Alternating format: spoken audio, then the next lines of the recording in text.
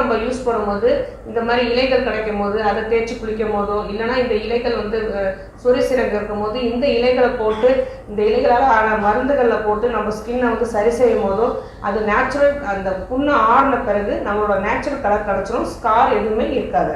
பேர் என்ன அப்படின்னா செம்பை இலை, கருஞ்செம்பை இலை, வறட்சி இலை, வறட்சி பூண்டு இலை அப்படின்னு சொல்றாங்க, பெருஞ்சின்னி இலை, சிறுஞ்சின்னி இலை, பாவாட்டை இலை, தழுதாழை இலை, விழுது இலை, கனப்பூண்டு இலை அப்படின்லாம் சொல்றாங்க.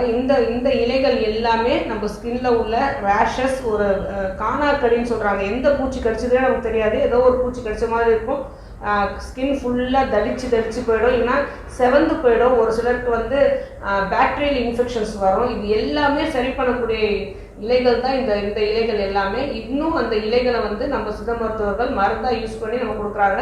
2 விதமாக யூஸ் பண்ணுவாங்க. இந்த இலைகள் வந்து அப்படியே பச்சையாக கிடைச்சாலும்